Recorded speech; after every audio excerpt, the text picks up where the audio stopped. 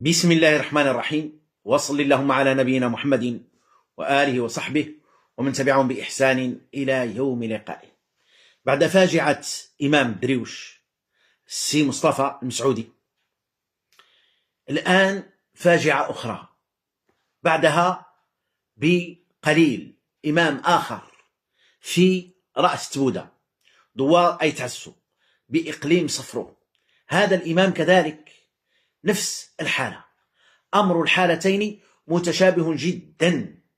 هذا الإمام بالأمس بالبارحة السبت صلى العصر وهو خارج من الصلاة، وينقض عليه شخص بطعنات. هذه الطعنات كانت سببا في الوفاة، نقل على إثرها إلى المستشفى، فكانت النهاية لهذا الشخص. نسأل الله أن يرحمه. هذا الإمام الوقور قارب 70 والجماعة يحبونه، وكان معهم على خلق وطيبوبة، الكل يشهد بذلك.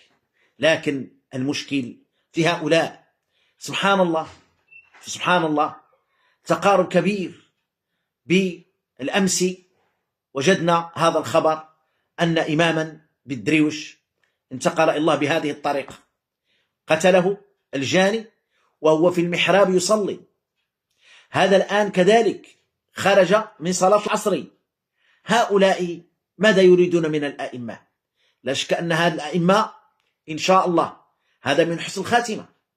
نسأل الله أن يجعل مثواهم الجنة، آمين يا رب العالمين.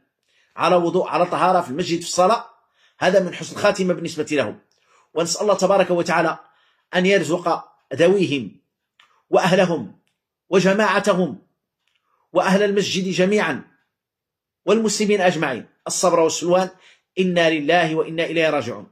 لكن الذي جعلني أسجل أن الناس يتكلمون عن هؤلاء الذين يفعلون هذه الجرائم، وينطلق إلى المسجد يقتلون أهل القرآن، أهل الدين، أهل الصلاة في بيت الله، ثم يقولون هؤلاء مختلون عقليا. بالله عليكم، هذا المختل العقلي لم يجد إلا المسجد والإمام المسجد يقتل الإمام المسجد، لم يقتل أحد، لم يعتدي على أحد، لم يفعل ذلك بأحد. انطلق وفكر ودبر، ثم انطلق إلى أين؟ إلى الإمام يقتله، ويتحرى أنه في الصلاة وفي المحراب أو خارج بعد الصلاة ويفعل به هذه الفعلة. نقول مختل عقلي. هذا المختل العقلي لم يجد إلا هذا ولم يتحرك إلا هذا. لا حول ولا قوة إلا بالله. ثم أقول كلمة جميلة جدا ومنبهة جدا. هذا المختل كما يقولون، هذا الإنسان الذي كان في باكستان وجاء بأفكار إرهابية، قيل أنه كان يأتي إلى المسجد والجماعة في المسجد وهو يؤذن ويشوش على الجماعة ويتكلم في المسجد وهم في المسجد في الصلاة. لما لا يتكلمون مع السلطات؟ ولما يذهبون إلى السلطة؟ السلطة الحمد لله فيها خير، الأمن ولله الحمد فيه الخير، أمننا في المغرب رائع. لما لا يذهبون الجماعة؟ الناس تستحي منا والله، لما نذهب عندهم نجد منهم استقبال وحياء وقار. لماذا لا نذهب عند السلطات ونقول لهم بأن الإنسان سيسبب في كارثة؟ يأخذونه، هم الذين يعرفون كيف يتعاملون معه وكيف يفعلون به. نتركه هكذا حتى يفعل الكارثة؟ لا حول ولا قوة إلا بالله. سيدنا عثمان يقول: الله يزع بالسلطان ما لا يزع بالقرآن. والله تبارك وتعالى شرع العقوبات من السجن والقصاص والتعزير والحدود من أجل أن يستريح الناس ويعيش الناس. لا بد من هذا. الإنسان إذا اعتدى يأخذ جزاءه. الله تبارك وتعالى يقول: ومن يتعدى حدود الله فقد ظلم نفسه. ويقول رب سبحانه: ولكم في القصاص حياة يا أولي الألباب.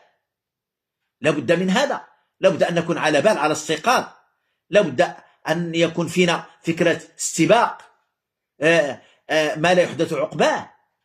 انظر دابا الآن إمام في الدريوش في المحراب، شخص يعتدي عليه إلى دار البقاء.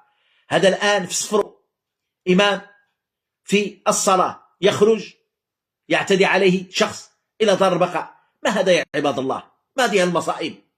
علينا أن نتعاون جميعا، مسؤولية الجميع. بارك الله فيكم، مسؤولية الجميع. بارك الله فيكم. هذا يؤسفنا يحزننا. كيف حال، تدرون الآن كيف حالة زوجته المسكينة؟ نسأل الله أن يرزقها صبرا جميلا. كيف حالة الأبناء، الأحفاد، الأولاد؟